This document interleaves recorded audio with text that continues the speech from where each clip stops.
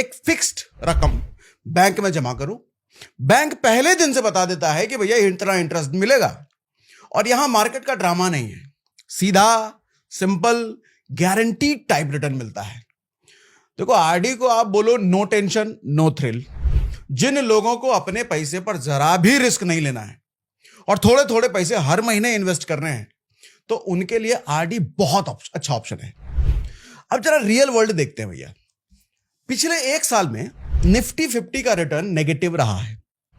Official factsheet के हिसाब से अगस्त एंड तक करीब -3% के आसपास रहा है। -3%, मतलब मार्केट ने कमा के तो कुछ नहीं ही दिया एक साल में, उल्टा आपका जो कैपिटल आपने इन्वेस्ट किया होगा वो भी 3% कम हो गया। जबकि इसी पीरियड में आरडी ने जनरली 6.5 से 7% के आसपास कमा के दिया। ये बैंक टू बैंक वेरी भी करता है, अलग अलग बैंक के अलग अलग इंटरेस्ट रेट होते हैं, बट ब्रॉडली अगर देखा जाए तो 7% के आसपास तो मिला। अब फैक्ट्स क्लियर है, पिछले एक साल में स्टॉक मार्केट ने थोड़ा निराश किया भैया, लेकिन आरडी ने स्टेबल रिटर्न दिया है। मैं आगे स्मार्ट आरडी के बारे में भी बताऊंगा, जिसके जरिए आप अपना रिटर्न आरडी में और ज्यादा बढ़ा सकते हैं, वो आगे बात करेंगे। फिलहाल देखो आरडी का सबसे बड़ा प्लस क्या है, सर्टिनिटी। निश्चित है भैया, आपको पहले दिन से पता होता है कि मैच्योरिटी पर कितना मिलेगा, कितने परसेंटेज मिलेंगे। Zero market risk, discipline automatically आ जाता है क्योंकि हर महीना आपके पैसे बैंक से कट जाते हैं और वेल्थ बनता चला जाता है। शॉर्ट टर्म गोल्स को पूरे करने के लिए आरडी बहुत अच्छा है। जैसे 1 से 3 साल में आपके कुछ गोल हैं, फोन अपग्रेड करना है भैया, वेकेशन पर जाना है, या फैमिली फंक्शन है कोई, या इमरजेंसी फंड बनाना है, इन सब के लिए आरडी एकदम परफेक्ट ऑप्शन है। और इसके लिए आपको कोई फाइनेंशियल नॉलेज की भी जरूरत नहीं पड़ती है, ये भी अच्छी बात है। और अब जरा एसआईपी पर भी बात करें तो एसआईपी का देखो असली मैजिक 2 चीजों में, कंपाउंडिंग और रूपी कॉस्ट एवरेजिंग। कंपाउंडिंग का मतलब होता है आप जो पैसा लगाते हो ना, उस पर रिटर्न बनेगा और फिर उस रिटर्न पर भी रिटर्न बनेगा, और टाइम के साथ साथ ये स्नोबॉल की तरह बढ़ता ही रहता है, बढ़ता ही रहता है, बढ़ता ही रहता है। रूपी कॉस्ट एवरेजिंग क्या होता है? रूपी कॉस्ट एवरेजिंग मतलब मार्केट कभी ऊपर कभी नीचे, जब नीचे होता है तो आपके वही मंथली पैसे से ज्यादा यूनिट्स खरीदने को मिल जाते हैं, और जब मार्केट ऊपर जाता है तो वो सस्ते यूनिट्स प्रॉफिट दिखाने लग जाते हैं। तो लॉन्ग टर्म में मान लो 5 साल 7 साल 10 साल, अगर इतने साल तक एसआईपी किया तो एसआईपी की खासियत यह है कि यह महंगाई को बीट करने का सबसे आसान तरीका है, और खासकर इक्विटी म्यूचुअल फंड में, जहां एवरेज रिटर्न हिस्टोरिकली अगर आप देखो लॉन्ग टर्म में तो 12 से 15% तक का मिला है। लेकिन शॉर्ट टर्म में ध्यान रहे, मतलब 1 से 2 साल में एसआईपी आपको निराश भी कर सकता है। तो इसलिए एसआईपी हमेशा लॉन्ग टर्म सोच के करना। जैसे पिछले 1 साल में कर दिया ना नेगेटिव रिटर्न देकर, अगर मैं निफ्टी 50 की बात करूं तो, सारे म्यूचुअल फंड की बात नहीं कर रहा मैं। अगर एसआईपी का सबसे बड़ा फायदा देखा जाए ना, वो है वेल्थ क्रिएशन। आरडी आपको सेफ रखता है, लेकिन एसआईपी आपको वेल्दी बनाता है। आरडी का फंडा सिंपल है, मार्केट का टेंशन नहीं चाहिए, एसआईपी की तरह ऊपर नीचे नहीं होता, जो रेट मिला है वो गारंटीड है भैया। हैबिट बन जाती है सेव करने की, हर महीने फिक्स अमाउंट डालना ही डालना है, और पॉकेट फ्रेंडली है भैया, 1000 रुपए से भी शुरू कर सकते हो। मतलब अपना वीकेंड वाला चाय समोसा भी सेफ है। सेफ है कहने का मतलब 1000 रुपए ही डाल रहे हो तो आपको खर्चे अपने काटने की जरूरत नहीं है ना। देखो एसआईपी को अगर रोड ट्रिप आप बोलोगे ना, तो ये अनप्रेडिक्टेबल है, कहीं स्मूथ है, कहीं उबड़ खाबड़ है, ऊपर नीचे है। तो आरडी को आप एक ट्रेन जर्नी समझो, स्लो हो सकता है लेकिन सही है, रिलायबल है, डेस्टिनेशन बिल्कुल क्लियर है। अब सवाल आता है कि आरडी किन लोगों को करना चाहिए? स्टूडेंट्स कर सकते हैं, यंग प्रोफेशनल जो अभी अभी इन्वेस्टिंग जर्नी शुरू कर रहे हैं और मार्केट रिस्क नहीं लेना चाहते, वो लोग जिनके शॉर्ट टर्म गोल्स हैं, जैसे अगले साल की कॉलेज की फीस भरनी है, बाइक खरीदना है उसका डाउन पेमेंट करना है, या फिर शादी के लिए खर्चे वर्चे बचाने हैं, इसको ट्यूशन फीस भरनी है। देखो रेगुलर सेवर्स जो डिसिप्लिन बनाना चाहते हैं, बट एकदम बड़ा लमसम अभी पॉसिबल नहीं है भैया, थोड़े थोड़े पैसे हर महीने डाला जा सकता है।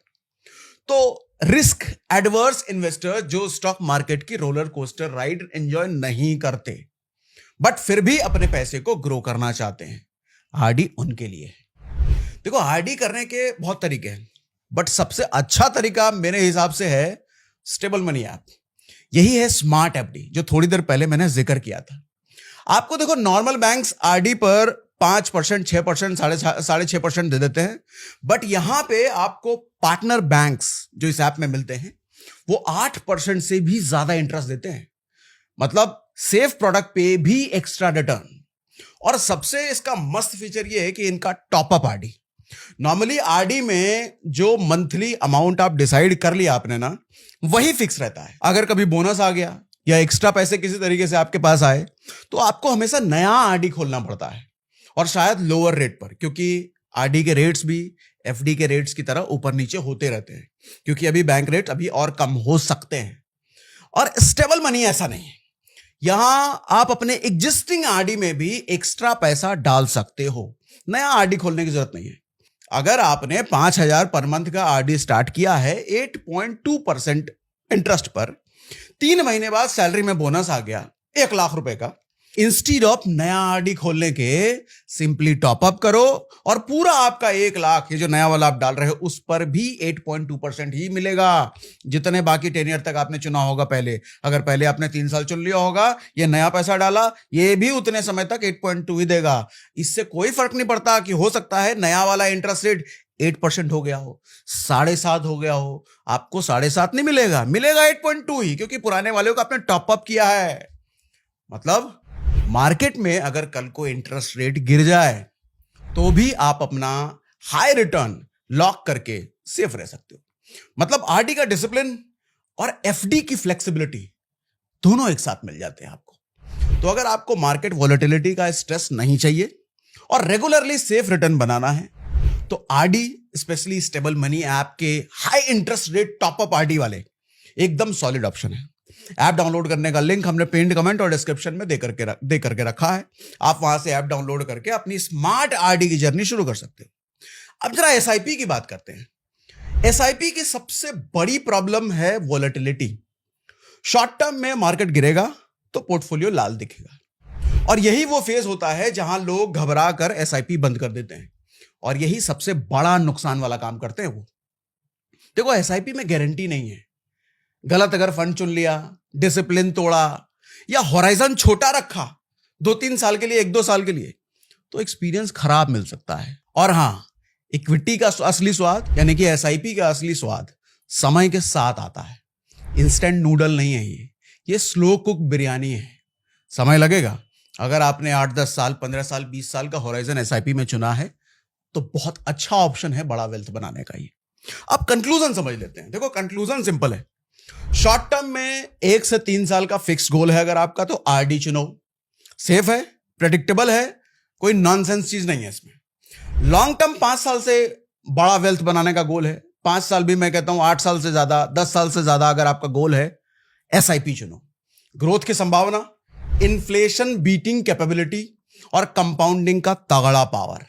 और हां, आज के फैक्ट्स को याद रखना जरूर। पिछले 1 साल में निफ्टी 50 ने नेगेटिव रिटर्न दिया है, आरडी ने फिर भी 7% का रिटर्न दिया है, नॉर्मल बैंकों की बात करूं तो भी। पर 1 साल के स्नैपशॉट को लाइफ टाइम डिसीजन मत बना लेना भैया।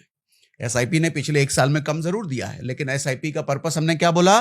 लॉन्ग टर्म, लंबा समय, 8 से 10 साल, 15 साल, 20 साल। तो एसआईपी में असली जीत तभी है भैया जब आप टाइम इन मार्केट कहते हैं इसको, मतलब लंबे समय तक मार्केट में जो रहेगा वो जीतेगा। आरडी का असली फायदा है सर्टेनिटी। दोनों को सही जगह पर यूज करोगे तो ब्लेंड बनाओ, शॉर्ट टर्म के लिए आरडी, लॉन्ग टर्म के लिए एसआईपी। ये स्मार्ट इन्वेस्टिंग का देसी फंडा है। और हां, स्मार्ट आरडी करना है तो मैंने स्टेबल मनी ऐप का लिंक डिस्क्रिप्शन और पिन कमेंट में दे रखा है। एसआईपी करना है तो उसका भी लिंक डिस्क्रिप्शन में है।